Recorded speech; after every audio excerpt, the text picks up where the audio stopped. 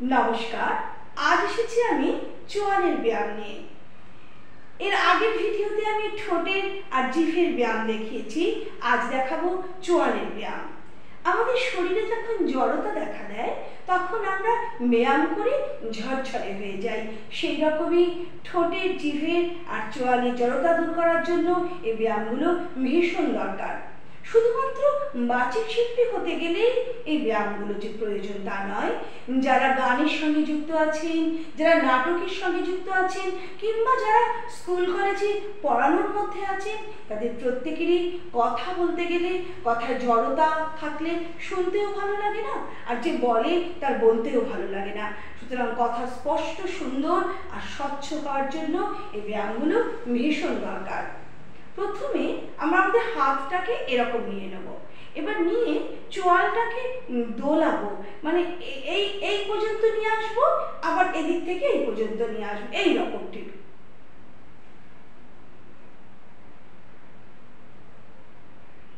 খুব ধীর লয় নিতে হবে, মোটামুটি 20 সেকেন্ড, মানে 20 বার করতে হবে। এইটা কিন্তু নয়, এরকম ধীর লয়ে দোলাতে হবে।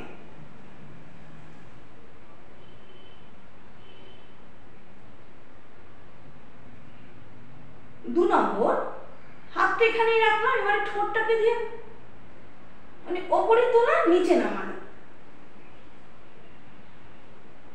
এবারে clockwise, anti clockwise 10 second 10 second 20 second. উপরের ঠোঁটটা আমাদের নমনীয় নয়, নিচের ঠোঁটটা অনেক নমনীয়। এই শীষ দিতে গেলে আমাদের ওপরের ঠোঁটটাকে নমনীয় থাকতে হবে, আর নিচের এই চোয়ালটার দরকার হবে। আমি জোরে শীষ দেব না, কারণ আমার বাড়িতে অনেক পথসারমেয় আছে। যদিও স্ট্রিট ডগ কথাটা আমি বলি না, আমার বলতে ভীষণ ভালো লাগে না, আর শুনতেও ভালো লাগে না। আমি তো বলি না, এবং কেউ বললেও আমার সেটা একদমই ভালো লাগে না। আমি যদি এখন জোরে শীষ দিই তাহলে ওরা সবাই একসাথে চিৎকার করে উঠবে। আমি আস্তে শীষ দেব, কিন্তু আপনারা জোরে শীষ দেবেন।